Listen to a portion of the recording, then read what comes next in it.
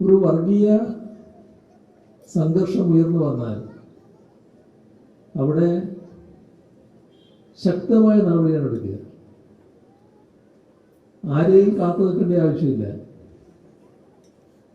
പോലീസിന് ശക്തമായ നടപടിയെടുക്കാൻ കഴിയും.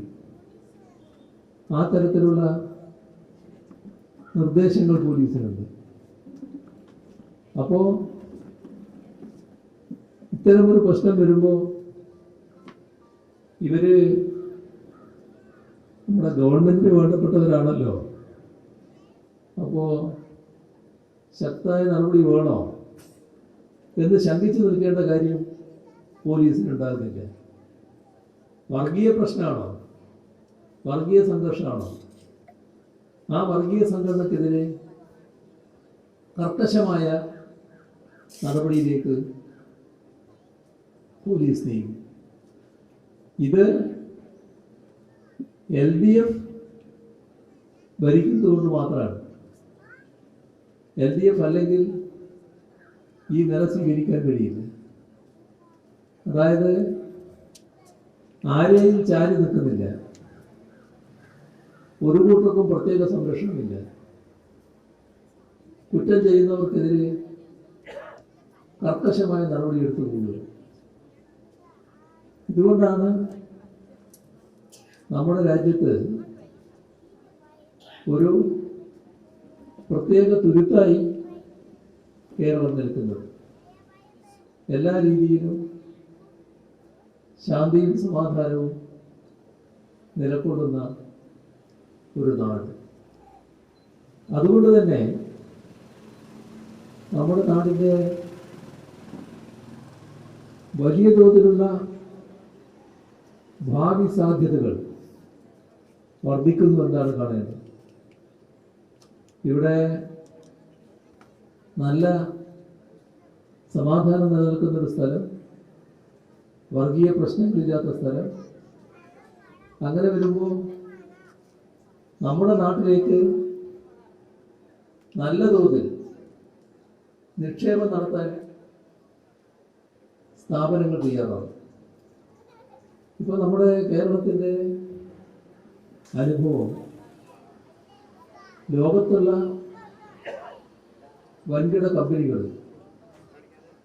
അവർ പലരും ആഗോള ഭീമന്മാരാണ്. അവർ പലരും ഇങ്ങോട്ട് വരാൻ താല്പര്യപ്പെടുകയാണ്. അപ്പോൾ കേരളം അവരുടെ കണ്ണിൽ സ്ഥാനം പിടിച്ചു. അത് അന്താരാഷ്ട്ര തലത്തിൽ തന്നെ അംഗീകാരത്തിലേക്ക് നാം ഉയരുന്നു. ഇവിടെ നാം നമ്മുടെ വികസന പ്രവർത്തനങ്ങളിൽ ഏറ്റവും കൂടുതൽ ആദ്യമേ തന്നെ പറഞ്ഞുകൊണ്ടിരിക്കുന്ന കാര്യം, വികസനം എന്നത് സർവതല സ്പർശിയാണ്, സാമൂഹ്യ നീതി അധിഷ്ഠിതമാണ്. എന്ന് പറഞ്ഞാൽ എല്ലാ പ്രദേശവും വികസനത്തിന്റെ സ്പർശമേൽക്കണം. ഇപ്പോ കേരളത്തിന്റെ അനുഭവം എടുത്താൽ കേരളത്തിന്റെ ഏതെങ്കിലും ഒരു പ്രദേശം ഞങ്ങൾ പിന്തള്ളപ്പെട്ടു പോയി എന്ന് പറയാൻ പറ്റില്ല. എല്ലാ പ്രദേശങ്ങളും ഒരേപോലെ പരിഗണിക്കപ്പെട്ടു എന്നാണ് കാണാൻ സാധിക്കുക. സാധാരണ നേരത്തെ ഉള്ള അനുഭവമൊക്കെ എടുത്താൽ നമ്മുടെ സംസ്ഥാനത്ത്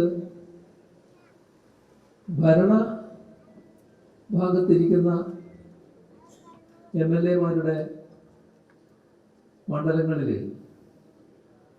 കുറച്ചുകൂടി ശ്രദ്ധിച്ചു എന്ന് വരും.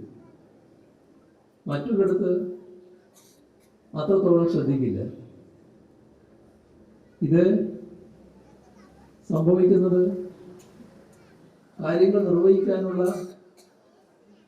സാമ്പത്തിക ശേഷി സംസ്ഥാനത്തിന് വലിയ തോതിലില്ല. വളരെ ചെറിയ വിഭവം എല്ലാവർക്കും എത്തിക്കുക എന്ന് പറയുമ്പോൾ സാധിക്കാത്ത പ്രശ്നം. അങ്ങനെ വരുമ്പോൾ ഭരണപക്ഷത്തിന് മാത്രം പ്രത്യേക പരിഗണന. ആ രീതിയെ കേരളത്തിൽ മാറി.